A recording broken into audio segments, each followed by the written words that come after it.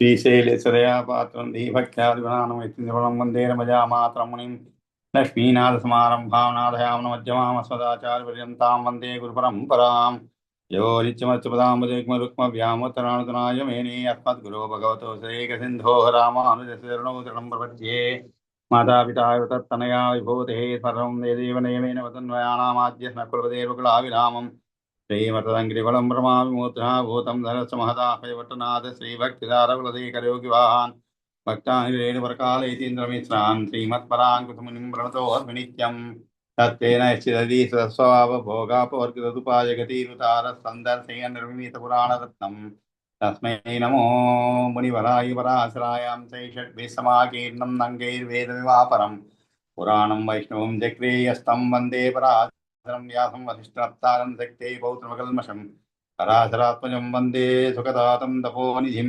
व्यासाय विष्णुरूपाय व्यासरूपाय विष्णवे नमो वै ब्रह्मनिधये वासिष्ठाय नमो नमः पुराणं वैष्णवं चैत सर्वगिल्बिषनाशनं विशिष्टं सर्वशास्त्रेभ्यः पुरुषार्थोपपादने भारते भगवद्गीता धर्मशास्त्रेषु मानवः वेदेषु पौरुषं सूक्तं पुराणेषु वैष्णवं तत्कर्मेण बन्धाय यदा विद्याया विमुक्तये आयासाय परं कर्म विद्या अन्याशिल्पनैपुणं श्रीविष्णुचित्तपदपङ्कजसङ्गमाय चेतो मत्स्वहेते किमतः परेणनो चेर्ममापेति शेखरभारतीनां भावः कथं भवितुमर्हति वाकिदेयः नारायणं नमस्कृत्य नरं चैव नरोत्तमं देवीं सरस्वतीं चैव ततो जयमुदीरयेत् शान्ताकारं बुधगसेनं पद्मनाभं सुरेशं विश्वाकारं गणधरसमेघवर्णं शुभाङ्गं लक्ष्मीकान्तं कमलनयनं योगिरुद्यानगम्यं वन्दे विष्णुं भवभयहरं त्रिशङ्खचक्रं किरीटकुण्डलं दपीतवस्त्रं दरसीरुहेक्षणं हारवक्षस्थलशोभिकौस्तुभं नमामि విష్ణుం నిరసాచతుర్భుజం. అందరికీ కూడా నమస్కారం అండి. మనం శ్రీ విష్ణు పురాణంలో తృతీయాంశలో సప్తదశోధ్యాయ అంటే 17వ అధ్యాయం ఈరోజు ప్రారంభించాలన్నమాట. దీంట్లో కొన్ని శ్లోకాలు చదువుకున్నాము, కానీ మొత్తము ఉండేటువంటి శ్లోకాలను ఒకసారి ఈరోజు చదువుకొని ఆ తర్వాత మనం 18వ అధ్యాయానికి వెళ్దాం. మనకి ముఖ్యంగా ఈ తృతీయ అంశలో ఈ 16వ అధ్యాయంలో, అంతకుముందు అధ్యాయాల్లో కూడా 2-3 అధ్యాయాల్లో ఈ శ్రాద్ధ కర్మల గురించి చాలా వివరంగా చెప్పబడింది అనమాట. అంటే గృహస్థులైనటువంటి వ్యక్తి శ్రాద్ధకర్మ ఎలా నిర్వహించాలి అనేటువంటి విషయాలు చెప్పి అతను కూడా ఎంతటి నియమనిష్టలతో ఉండాలి అని అనేక విషయాలు మనకి తెలుపబడింది అనమాట. ఆ తర్వాత మనకి 16వ అధ్యాయంలో మధుమాంసాది దాన ఫలము అనేటువంటి విషయాలు, అంటే ఆ సమయంలో శ్రాద్ధం పెట్టేటప్పుడు ఏ ఏ కూరగాయలు కానీ వంటలు కానీ ఏవి చేయదగినవి, ఏవి చేయతగనివి అనేటువంటి విషయాలన్నీ కూడా చాలా వివరంగా చెప్పబడింది. ఆ తర్వాత ఎలా శ్రాద్ధ కర్మ ఎలా నిర్వహించాలి అనేటువంటి విషయాన్ని చెప్తూ ఒక ముఖ్యమైనటువంటి విషయం చెప్పారన్నమాట. ఏమిటంటే షండాపవిద్ద చాండాల పాషండోన్మత్త రోగిభి కృకవాక్ స్వనగ్నై చ వానర గ్రామసూకరై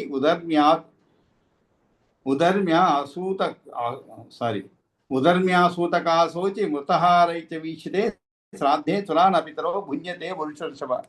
మామూలుగా శ్రాద్ధానికి వంటలు చేసేటప్పుడు కొన్ని నియమాలు ఉన్నాయన్నమాట. అంటే వంట చేసినటువంటి వంటను 100 మంది కానీ లేదు కుక్కలు నగ్నులు అంటే వైదిక విడిచిన వారు చూసినట్లయితే కోతులు ఊరపందులు జన్మాశోచ వృతాశోచనలో ఉన్నవారు శవాలను మోసేవారు. ఆ సమయంలో శ్రాద్ధ సమయంలో చూస్తే విశ్వేదేవత కానీ పితృదేవత కానీ భోజనం చేయరంట. అందుకని ఏం చెప్పారు, చుట్టూ ఆవరణం కలచోట శ్రద్ధతో కూడుకున్నవాడి శ్రాద్ధ కర్మ నిర్వహించాలి. నేలపై నువ్వులు చల్లి రాక్షసులు రాకుండా చూసుకోవాలనే విషయాన్ని చెప్పడం జరుగుతుంది. ఆ తర్వాత జాగ్రత్తగా వంట చేసిన తర్వాత కూడా ఎంత జాగ్రత్తగా అంటే ఇవన్నీ కూడా ఎంత శ్రద్ధగా చేయాలనే విషయాన్ని తెలిపేది అనమాట. ఈ విధంగా అనేక విషయాలు తెలిపి మనకి తృతీయ అంశంలోని 16వ అధ్యాయం ముగుస్తుంది అనమాట. ఆ తర్వాత మనకి 17వ అధ్యాయంలో మళ్ళా విష్ణు స్తుతి అనేటువంటి ఒక విషయాన్ని తెలపడం జరుగుతుంది. కాబట్టి దానికి సంబంధించినటువంటి శ్లోకాలు మనం ఈరోజు తర్వాత విష్ణు స్తుతి మాయామోహోత్పత్తి అనేటువంటి విషయాలపైన ఈరోజు మనం 17వ అధ్యాయాన్ని చదవటం జరుగుతుందన్నమాట. కాబట్టి ముందు శ్లోకాలు చదువుకున్నాము. శ్రీ పరాశర ఉవాచ ఇత్యాహ భగవాన్ వౌరస్సగరాయ మహాత్మని सदाचारान् पुरा सम्यक् मैत्रेय परिपृच्छते मयाप्येतदशेषेण कथितं भवते द्विजा समुल्लङ्घ्य सदाचारं कश्चिन्नाप्नोति शोभनम् इत्याह भगवान् और्वः महात्मनि सदाचारान् पुरा सम्यक् मैत्रेय परिपृच्छते मयाप्येतदशेषेण कथितं भवते द्विजा समुल्लङ्घ्य सदाचारं कश्चिन्नाप्नोति शोभनम् मैत्रेय उवाच षण्डापविद्धप्रमुखा विदिता भगवन्मया उदक्याद्या च ये सर्वे नग्नवीचामि वेदितुं षण्डापविद्धप्रमुखा विदिता भगवन्मया उदक्याद्या च ये सर्वे नग्नमीच्छामि वेदितुं को नग्नः किमासा च को नग्नः किं समाचारो नग्न संज्ञां नरो लभेत् नग्नस्वरूपमिच्छामि यथावत् कथितं त्वया श्रोतुं धर्मभृतां श्रेष्ठा न हि यश्च विदितं तव पराशर उवाच ऋग्यजुस्सामसंज्ञेयं त्रयी वर्णावृतिर्द्विजा एतान् उज्झति यो मोहासनग्नः पातकी कृतः त्रयी समस्तवर्णानां द्विजसंवरणं यतः नग्नो भवत्युज्झितायामतस्तस्यां न संशयः त्रयी समस्तवर्णानां द्विजसंवरणं यतः नग्नो भवत्युज्झितायामतस्तस्यां न संशयः इदं च श्रूयतामन्यद् भीष्माय तु महात्मने कथयामास धर्मज्ञो वसिष्ठो अस्मत्पितामहः इदं च श्रूयतामन्यद् भीष्माय तु महात्मने कथयामास धर्मज्ञो वसिष्ठो अस्मत्पितामहः मयापि तस्य कथतः श्रुतमेतन्महात्मनः नग्नसम्बद्धि मैत्रेया यत्पृष्टो अहमिह त्वया देवातुरमभूत् युद्धं दिव्यमब्धं पुरा द्विजा तस्मिन् पराजिता देवा दैत्ये क्लादपुरोगमैः क्षीरोदस्योत्तरं कूलं गत्वा अत्यप्तवै तपः विष्णोराराधनार्थाय जुगुच्चेमं तवं तदा क्षीरोदस्योत्तरं कूलं गत्वा तप्यन्ते अतप्यं तवै तपः विष्णोराराधनार्थाय जगुश्चैमं तवं तदा आराधनाय लोकानां विष्णोरीधस्य यां गिरं वक्ष्यामो भगवानध्यस्तया विष्णु प्रसीदतु यतो भूतानि देशानि प्रसूतानि महात्मनः यस्मिन् च लयमेष्यन्ति कस्तं स्तोतुमीश्वरः यतो भूतान्यशेषाणि प्रसूतानि महात्मनः यस्मिन् च लयमेष्यन्ति कस्तं स्तोतुमिह ईश्वरः तथाप्यराति विद्वस्तद्वस्तवीर्या भयार्थिना त्वां स्तोष्यामस्तवोक्तीनां यथाद्यं नैव गोचरे यथाप्यराति विद्वस्तद्वस्तवीर्या भयार्थिना त्वां स्तोष्यामस्तवोक्तीनां याथाद्यं नैव गोचरे त्वमुर्वी सलिलं वह्निर्वायुराकाशमेव च समस्तमन्तःकरणं प्रधानं तत्परः पुमान् त्वमुर्वी सलिलं वह्निर्वायुराकाशमेव च समस्तमन्तःकरणं प्रधानं तत्परः पुमान् एकं तवैतद्भूतात्मन्मूर्तमूर्तमयं बभुः ब्रह्म तं पदपर्यन्तं तानकालविभेदव ब्रह्म शब्दपर्यन्तं तानकालविभेदवत् तत्रेष तव यत्पूर्वं त्वन्नाभिकमलोद्भवं रूपं विश्वोपकाराय तस्मै ब्रह्मात्मने नमः तत्रेष तव यत्पूर्वं त्वन्नाभिकमलोद्भवं రూపం విశ్వోపకారాయ తస్మై బ్రహ్మాత్మనే నమః. శక్రార్కరుద్రవస్వి శ్రీమరుతో స్మరుతో సోమాదివేదవత్ వయమేతత్స్వరూపం యత్ తస్మై దేవాత్మనే నమః.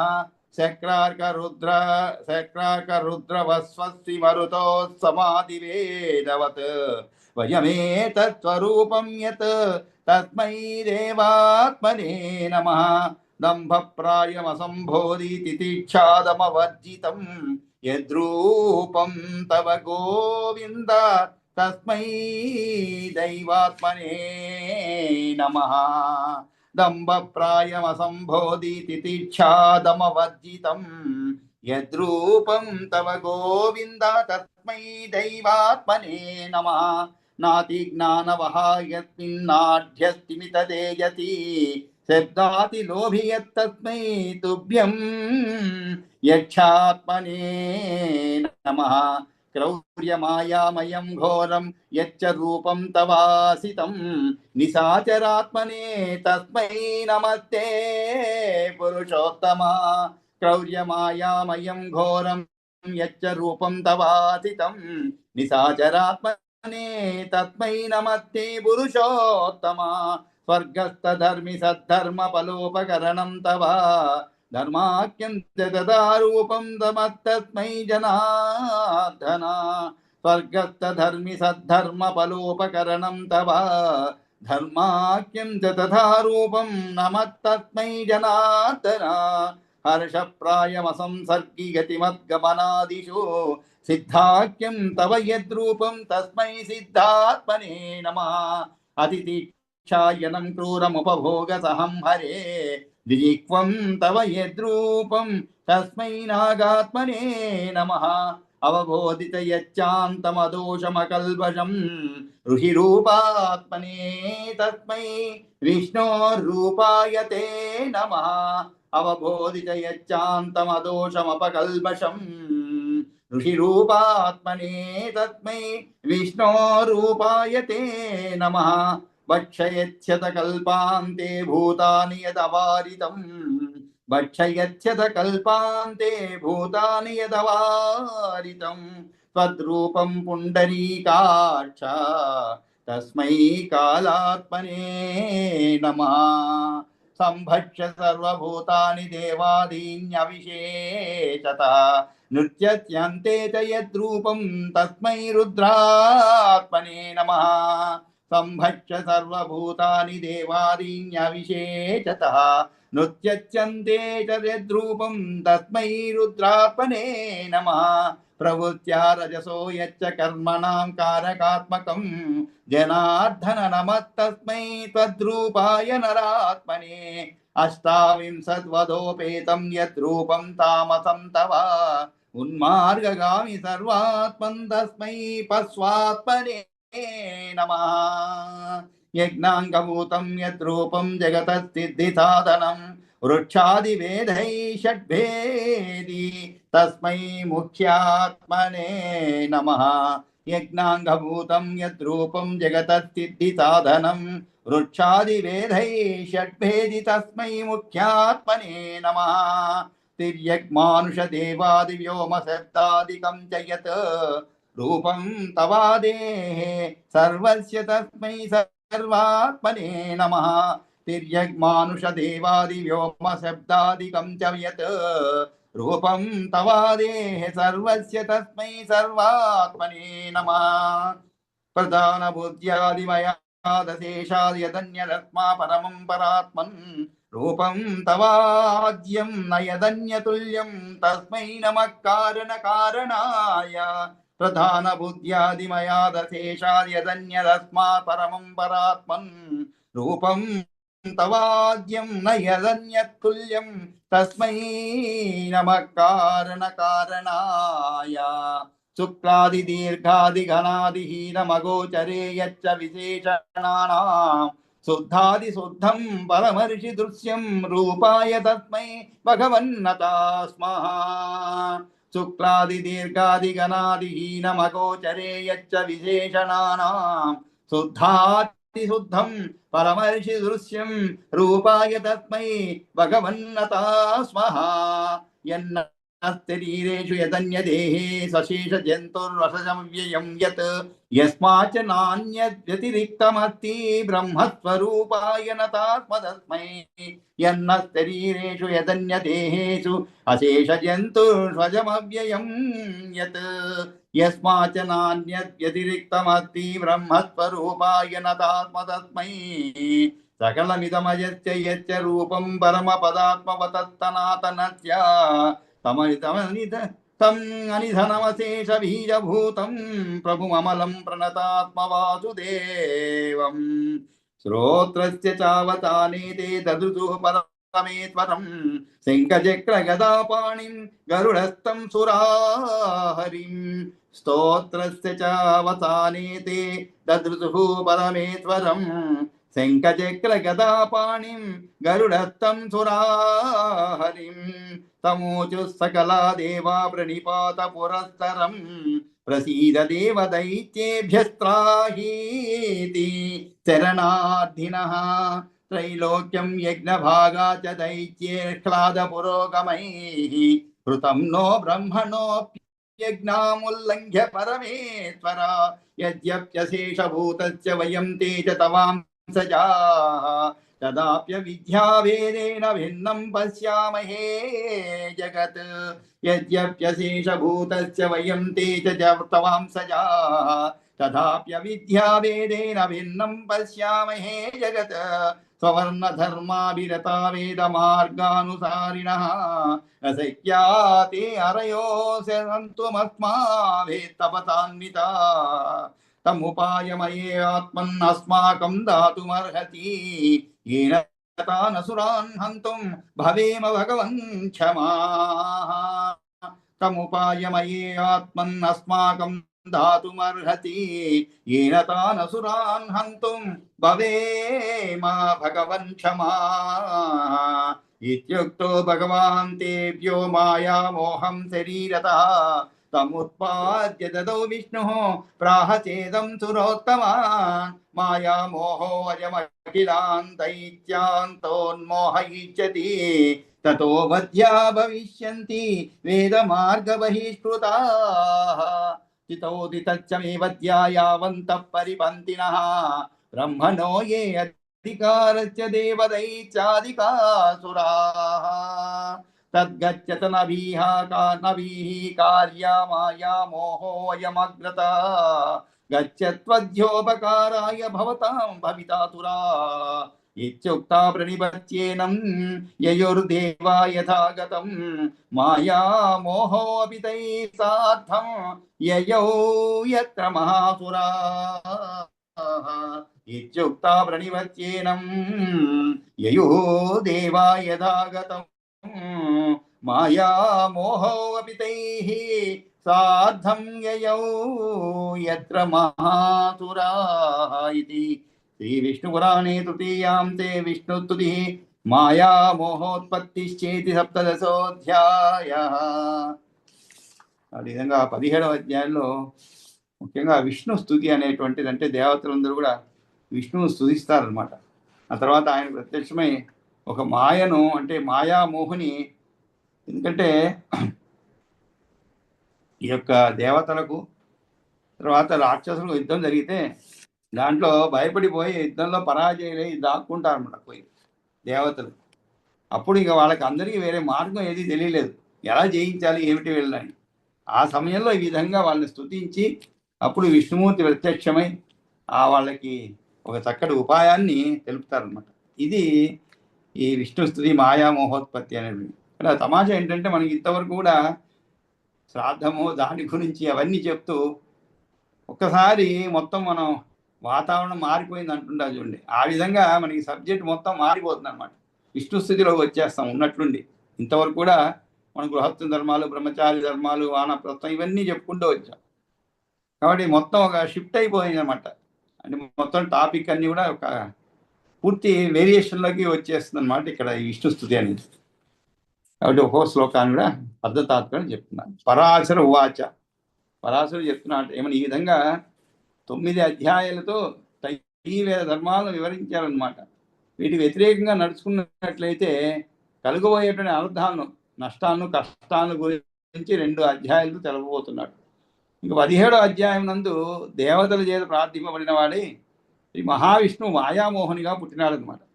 మాయామోహిని వలన దైత్యులందరూ కూడా నగ్నులుగా మారిపోయారు. ఇక్కడ నగ్నుడు అంటే ఏమిటి అనే దానికి మళ్ళీ దీంట్లో ప్రత్యేకంగా చెప్పడం జరుగుతుంది అనమాట. కాబట్టి తర్వాత ఇత్యాహ భగవాన్ ఔర్వహ, ఇతి ఆహ అండి ఈ విధంగా పలికాడు మైత్రేయమని. ఎవరు? ఔర్వహ సగరాయ మహాత్మనే. సగరుడు చెప్తున్నాడు అనమాట. ఏమని? సగరునకు భగవాన్ ఏంటి ఔరుడు ఇదంతా వివరించాడు.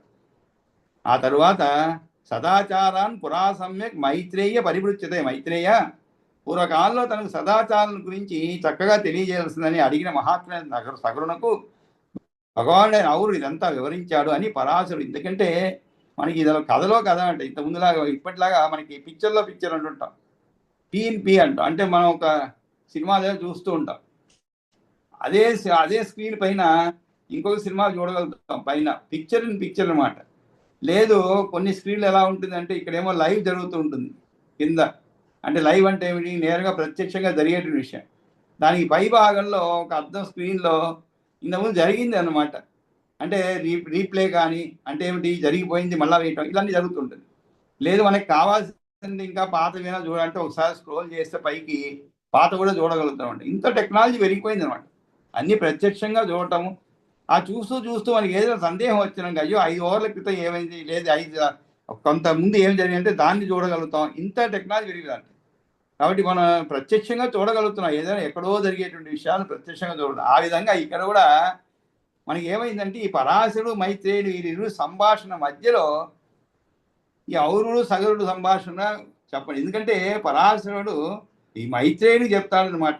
ఇలా అప్పుడు జరిగింది అది వాళ్ళిరువురు సంభాషణని. ఆ విధంగా ఆ సంభాషణ అయిపోయి ఇప్పుడు మళ్ళా కూడా పరాశరుడు మైత్రేయుడు చెప్తున్నాడు అనమాట. అని పరాశరుడు ఇలా చెప్పాడు. ఏమని? ద్విజోత్తమ, నేను కూడా సమస్తం నీకు యథాతథంగా వివరించాను. అనమాట. మయాపి ఏతద్ అశేషేణ కథితం భవతే ద్విజ. అశేషణ అంటే ఏమిటి? ఇంకా ఏం అశేషం. శేషం అంటే మిగిలి ఉండేది అర్థం అని. అంటే మామూలుగా మనం 3 2తో భాగిస్తే ఏమవుతుందండి? 1 మిగులుతుంది. దాన్ని శేషం అంటాం. కానీ 3ని 3తో కానీ లేదు 4 2తో కానీ భాగితే ఏమవుతుంది? మీకు శేషం ఏం మిగలదు. కాబట్టి అశేషేణ అంటే ఏమిటి? అంతా ఏమి మిగల్చకుండా నీకు యథాతథంగా వివరించాను. అది కూడా అట్లా ఇట్లా కాదు, యథాతథంగా వివరించాను. ఇంకా సదాచారం లేకుండా ఎవడు శుభాన్ని పొందలేడు. మయ్యాపి అతేశేన కలితం భవతే దిజ సముల్లంఘ్య సదాచారం. ఉల్లంఘ్య అంటే ఏమిటి? సముద్రం ఉల్లంఘ్య. సముద్రాన్ని దాటిపోయారు ఎవరు? హనుమంతుడు. రామాయణం చదువుకున్నామని చాలా చక్కటి వర్ణనలు అనమాట. సముద్రాన్ని దాటేటప్పుడు చాలా బ్రహ్మాండమైనటువంటి వర్ణనలు ఉంటాయి మనకి. ఆ విధంగా సుందరకాండలో చదువుకున్నాం. ఉల్లంఘ్య అంటే దాటడం అనమాట. సముల్లంఘ్య అంటే సదాచారం. అంటే సదాచారాన్ని లేకుండా కశ్చిన్ నా ఆప్నోతి శోభనం. శోభనం అంటే ఏమిటి? శుభావం అని అర్థం. శోభనం. కానీ ఎవడు కూడా సదాచారం పాటించకుండా శుభాన్ని పొందలేడు. అంటే ఏమిటి? అన్నిటికీ కూడా సదాచారాలే ఏమిటి? అంతే కదండి. సదాచారాన్ని మనం పాటించకపోతే ఆ క్షణంలో మనకి ఏదో ఆనందాన్ని తృప్తిని కలిగించవచ్చు ఏదైనా కూడా. కానీ సదాచారాన్ని పాటించకపోతే దానివల్ల కాలక్రమేణా అన్నీ కూడా మనకి నష్టాలు కష్టాలే తప్ప వేరేం మిగలదు. సదాచారం పాటించాలి. ఉదయం లేవగానే స్నానం చేయాలి, సూర్యోపాసన లేదా పూజ గీజ చేసుకోవాలి, భగవద్నామ స్మరణ చేయాలి. ఆ తర్వాత మిగిలిన కార్యక్రమాలు చేసుకోవాలి. ఇది మనకి ఏర్పరిచినటువంటి ఒక ఆచారం అనమాట. దాన్ని ఉల్లంఘించామనుకోండి, మనం లేవడమే 8 గంటలు 9 గంటలు లేచాం, కొన్ని రోజులు బాగానే ఉంటుంది. ఆ తర్వాత ఏమవుతుంది? శరీరం కాస్త రోగగ్రస్తం అయిపోతుంది. సూర్యోదయానికి పూర్వమే లేవాలి. ఇంతకుముందు చాలా సందర్భాల్లో చెప్పుకున్నాం. సూర్యుడిని మనం ఆహ్వానించాలి. మన ఇంటికి ఎవరైనా కొత్తగా ఎవరైనా వస్తూ ఉంటే, కొత్త వాళ్ళు ఎవరైనా వస్తుంటే ఎలా ఆహ్వానిస్తారు అలా. కానీ సూర్యుడు కొత్తవాడు కాదు, రోజు వచ్చేవాడే. కానీ సూర్యుడి విషయంలో రోజు వచ్చేవాడే ట్రీట్ చేయకూడదు. మన ఇంటికి ఎవరైనా రోజు వచ్చేవాళ్ళంటే వేరే విధంగా ఉంటాం. ఇల్లు ఒకేలాగానే ఉంటుంది. పెద్దగా శ్రద్ధ వహించాం. ఎందుకంటే రోజు వచ్చేవాళ్ళు వాళ్ళకి మన విషయం తెలియదు అనుకుంటాం. ఇంకా కూడా అది వేరే. మనకేం తెలియదా? రోజు వచ్చేవాళ్ళు వస్తుంటారు పోతుంటారు అనుకుంటారు. స్నానం చేసినా చేయకపోయినా, పూజ చేసినా చేయకపోయినా, వంట స్నానం చేసినా చేయకపోయినా అది. కానీ ఎవరైనా కొత్తగా వస్తున్నారు అనుకోండి, కాస్త ఎవరికి తెలియని వాళ్ళు అప్పుడు ఏం చేస్తాం మనం? కొంచెం విరుద్ధంగా అన్ని సదాచారాలన్నీ సదాచారంగా ఉంటాం అనమాట ఆ రోజు. కానీ సూర్యుడు అలా కాదు. రోజు మనం వస్తే వాడు అయినా కూడా రోజు మన అతన్ని కొత్తవాడిగా చూడాలి. కొత్తవాడు అంటే ఈ విషయంలో. కాబట్టి సూర్యోదయమే లేవాలి. లేవలేదనుకోండి దానివల్ల నష్టాలన్నీ కూడా చాలా ఉంటాయి. నెమ్మదిగా తెలుస్తాయి అనమాట. కాబట్టి ఈ ఈ యొక్క 2-3 శ్లోకాల్లో ఇక్కడి నుంచి మళ్ళా ఋగ్యజు సామ సంజ్ఞేయం త్రయీవర్ణావృతి అనేంత వరకు కూడా మనకి సదాచారాన్ని పాటించకుండా ఉండేటువంటి వారి గురించి నష్టం ఏమిటని గురించి చెప్తుంది అనమాట. కాబట్టి మయా పేద అశేషణ వర్ణములు ఆవరింపబడట అంటే చుట్టుకొనబట్ట. ఇక్కడ చెప్తున్నాడు షండాపవిద్ధ ప్రముఖ. మైత్రేయుడు చెప్తున్నాడు, అడుగుతున్నాడు. మైత్రేయ ఉవాచ అంటే మైత్రేయుడు చెప్తున్నాడు, షండాపవిద్ధ ప్రముఖ విదితాన్ భగవన్మయ ఉదక్యాద్యాచయే సర్వే నగ్నమిచ్చామి వేదితం. అయ్యా నువ్వు అన్ని బాగా చెప్పావు నాకు. ఏమిటి భగవంతుడా? భగవన్ అంటే భగవంతుడా అంటే పూజ్యుడా అని అర్థం అండి, అంతేగాని దేవుడని కాదు. భగవంతుడు అంటే పూజ్యుడా. షండ అపవిద్ధ ప్రముఖ విదిత. షండు అపవిద్ధుడు ఉన్న వారిని గురించి నాకు తెలిసి ఉన్నదే. విదిత భగవన్మయ. అలాగే ఉదక్యాద్యాశ్చ రజస్వల మొదలైన వారంటే కూడా నాకు తెలుసు. ఏ సర్వే నగ్నమిచ్చామి వేదితం. కానీ ఈ నగ్న స్వరూపాన్ని గురించి మాత్రం నీ ద్వారా వినగోరుతున్నాను. అంటే ఏమిటి నగ్నుడు అంటే ఎవరు ఏమిటని మనం అనుకునేటువంటి నగ్నుడు కాదండి, ఇది వేరే అనమాట. అంటే వస్త్రం లేకుండా ఉంటే నగ్నుడు అంటుంటాం మనం, కానీ ఇక్కడ ఆ నగ్నుడు కాదు, దీనికి వేరే అర్థం ఉన్నది. అదేమిటంటే ఇక్కడ కో నగ్న కిం సమాచారో. ధర్మజ్ఞులో శ్రేష్ఠమైన పరామర్శ మునీంద్ర. నగ్నుడు అనగా ఎవడు? కో నగ్న.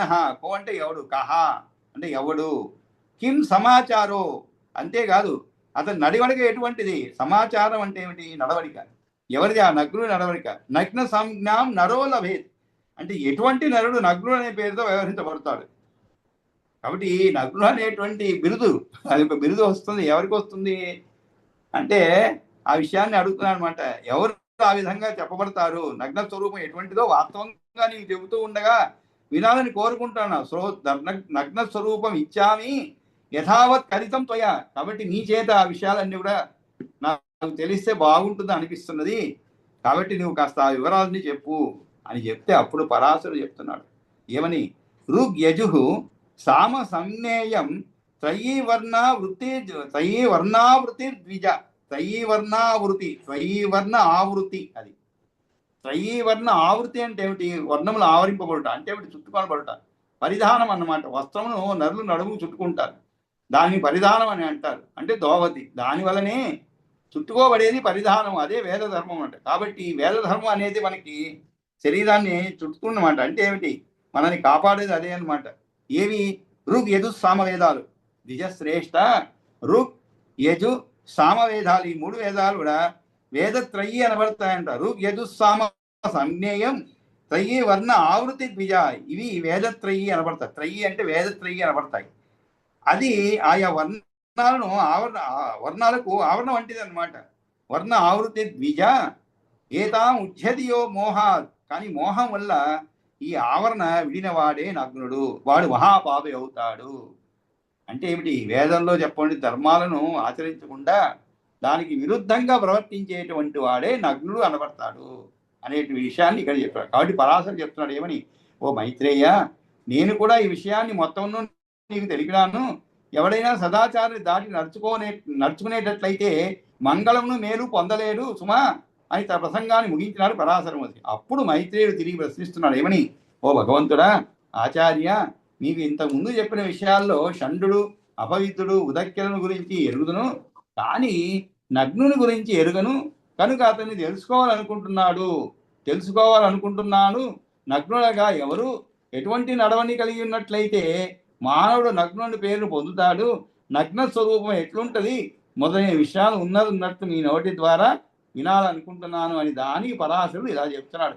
ఓ బ్రాహ్మణుడా, ఋక్ యజు సామములు అనబడే త్రయీ అన్ని వర్ణముల వారికి చుట్టుకొని ఉండి రక్షించే ధర్మము.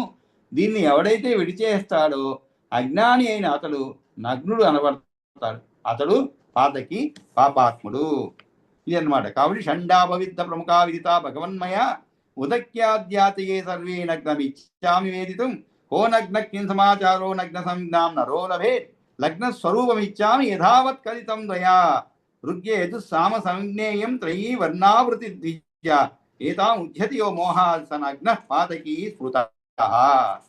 ఇది అన్నమాట. సంజ్ఞాం, నగ్న సంజ్ఞాం అంటే గుర్తు అండి. సంజ్ఞ అంటే గుర్తు అంటే ఇక్కడ పేరుతో వ్యవహరింపబడుతుంది. సంజ్ఞ అంటే అంటే ఆ పేరుతో ఎవరు ఎలా వ్యవహరించబడతారు అనే విషయాన్ని ఇక్కడ తెలవబడింది ఉంటాయి. ఆ తర్వాత త్రయీ సమస్త వర్ణానాం దియా సంవరణం యతః నగ్నో భవిష్యద్ధితాయాం అతః తస్యాం న సంశయ. ఇంకా సందేహం లేదు ఈ విషయాల్లో. ఏ విషయంలో అయితే కాకుండా ఆ త్రయే సంవరణము కూడా అంటే ప్రావరణము, దేహాన్ని కప్పి ఉంచేది ధోవతి మరియు ఉత్తరీయము కనుక అటువంటి సంవరణాన్ని విడిచినట్లయితే పరిధానం అంటే ధోవతి ఉత్తరీయం రెండూ లేని వాని వలె నగ్నుడు అవుతాడు అని అర్థం అన్నమాట. కాబట్టి త్రయీ సమస్త వర్ణానాం ద్విజ సంవరణం యతః. కాబట్టి సమస్త వర్ణాల వారిని వేదత్రయి కప్పి ఉంచుతుంది. కాబట్టి అజ్ఞానం చే దానిని విడిచిపెట్టేవాడు నగ్నుడు అవుతాడు. నగ్నో భవతి ఉజ్జితాయా అయం తస్యాం న సంశయ. తస్యాయం అతః తస్యాం న సంశయ. సారీ భవతి ఉజ్జితాయాం తస్య అస్యాం న సంశయ. కాబట్టి కొన్ని పుస్తకాల్లో ప్రింట్ సరిగా లేదండి, కాబట్టి మళ్ళా ఒకసారి చదువుతాను. ఇది నగ్నో భవతి ఉజ్జితాయాం అతః తస్యాం న సంశయ అంటే సంశయం లేదు. ఏమిటి? అజ్ఞానం చే దాన్ని విడిచిపెట్టేవాడు. ఇదా ఎలా అయితే మనం ధోవతి ఉత్తరీయం ధోవతి కట్టుకొని ఉంటామండి, దాన్ని విడిచిపెడితే ఏమవుతుంది మనం అందరికీ చెప్పాల్సిన పని లేదు. ఆ విధంగా ఈ వేదత్రయం అనేది కూడా అటువంటిది అనమాట. మనల్ని కప్పి ఉంటుంది. మనం అంటే ఒకటండి, మనం వేదత్రయాన్ని మనం చదవకపోలేదు కదా, మనం చదవటం లేదు కదా, మనం అంత నగ్నం అనుకోకూడదు. ఎందుకంటే మనకి అది వర్తించకపోవచ్చు. అంటే ఏది కూడా మనం ప్రత్యక్షంగా చదవకపోయినా కూడా విషయం ఏదో ఒక రూపంలో మనం ఆచరిస్తూ ఉన్నాము. కాబట్టి మనం దాన్ని ద్వేషించడం లేదు. అలా ద్వేషించి దాన్ని ఆచరణలో పెట్టేటువంటి వాళ్ళే నగ్నులు అని చెప్పబడతారు మనకి. కాబట్టి మన ఆచారాలు వ్యవహారాలు అన్నీ కూడా వేదం నుంచి తీసుకొచ్చిందండి. వేదం నుంచి పురాణాలు లేదు ఎక్కడో ఒక చోట ఉన్నటువంటివి. చెప్పండి. అడియన్ వేదాలు చాలా సార్లు విన్నాను అడియన్ వేదత్రయం అని. వేదాలు 4 కదడి, 3 అంటారు. అవును, కానీ ఇక్కడ ఈ మూడు అంటే 3 వర్ణాల వారికి 3 వేదాలండి. అందుకని ఇక్కడ ఏం చెప్పారు? బ్రాహ్మణుడు, క్షత్రియుడు, శూద్రుడు, వైశ్యుడు 4 ఉన్నారు. కాబట్టి ఇక్కడ ఏమవుతుందంటే ఈ 3 వేదాలు ఋగ్ యజు సామ వేదాలు మాత్రమే చెప్పండి. ఈ 3 వేదత్రయి అనబడుతుంది అనమాట. 4 వేదాలు ఉన్నాయి, కానీ ఈ 3 వేదాల గురించి ఇక్కడ చెప్పబడింది అనమాట. ఈ వేదత్రయి అని దేన్ని పిలుస్తారు? ఈ 3టిని పిలుస్తారు. ఋగ్ యజు సామ వేదాలనే పిలుస్తారు అనమాట. 3ని కలిపి త్రయి అంటారు. కాబట్టి ఈ 3 వేదాలని కూడా ఆచరించినటువంటి వారిని నగ్నులు అని ప్రత్యేకంగా చెప్పబడింది అనమాట. ఋగ్ యజు సామ వేదాలు. అథర్వణ వేదం ఒకటి ఉంది, కానీ దాన్ని ఇక్కడ కలపలేదు. ఆ 4 వేదాలు ఉన్నాయి. మీరు అన్నది మీ సందేహం కరెక్టే, 3 వేదాలు కాదు. కానీ వేదత్రయి అనే దాన్ని ఈ 3టిని మాత్రమే చెప్పాను. అథర్వణ వేదం గురించి చెప్పలేదు ఇక్కడ.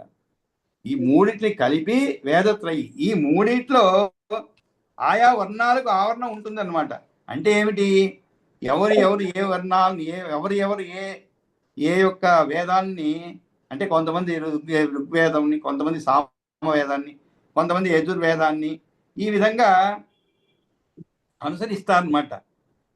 కాబట్టి ఈ వీటిని ఏవైతే అనుసరిస్తున్నారో వాటిని అనుసరించగా ఉండే వాళ్ళ గురించి ఇక్కడ చెప్పబడింది అనమాట. కాబట్టి అటువంటి వాళ్ళని ఈ వేదత్రయిని ఆచరించినటువంటి వారిని నగ్నులు అని చెప్పబడుతుంది అనమాట.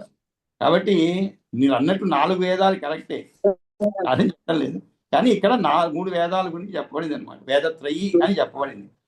కాబట్టి తరువాత మనకి ఇదంచ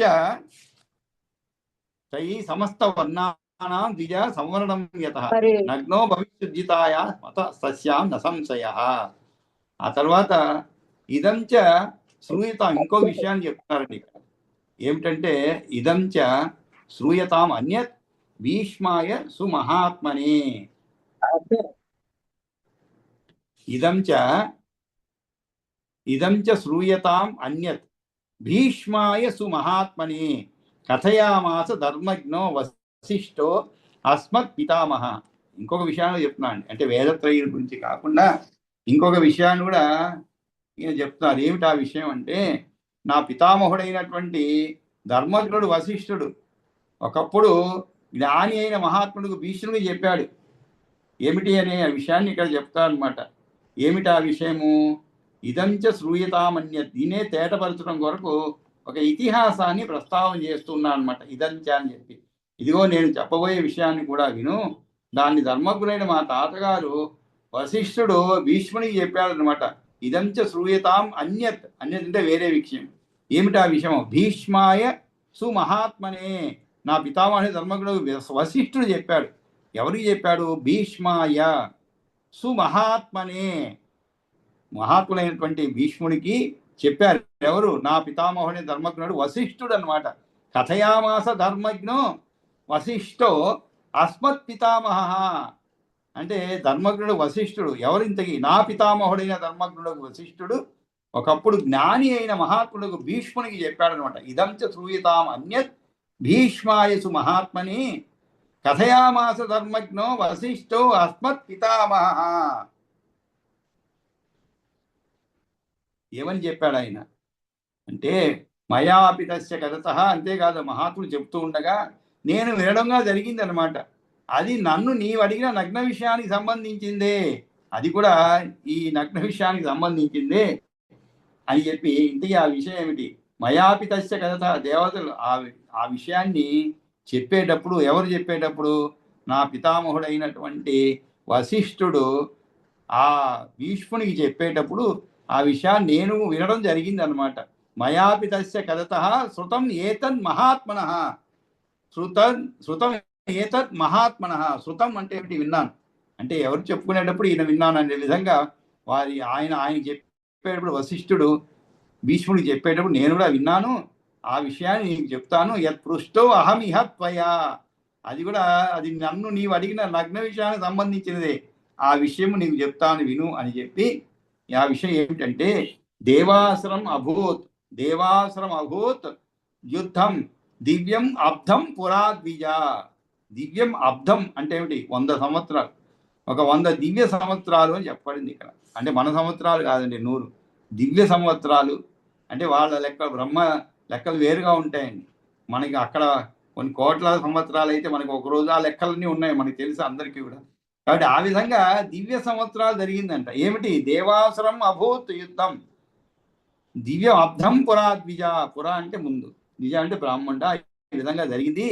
తస్మిన్ పరాజిత దేవా, ఆ యుద్ధంలో ఎవరు ఓడిపోయారు? పరాజిత దేవా దైత్యై హ్లాద పురోగమై, దైత్యులచే దేవతలు ఓడిపోయారు. అందు హ్లాదుడు మున్నగు దైత్యులచే దేవతలు ఓడిపోయారు. దైత్యే హ్లాద పురోగమై, దైత్యై హ్లాద పురోగమై. పురోగమై అంటే ఏమిటి? ముందు నడిచేవాడని అర్థం. పురోగామి అంటే ఏమిటి? ముందు పోవడం అని అర్థం. పురోగామి అంటే అందరికంటే ముందు పోయేవాడు. ఎవరింతకి? ఇక్కడ హ్లాదులు మున్నగు దైత్యులచే దేవతలు ఓడిపోయారు అనమాట. తస్మిన్ పరాజిత.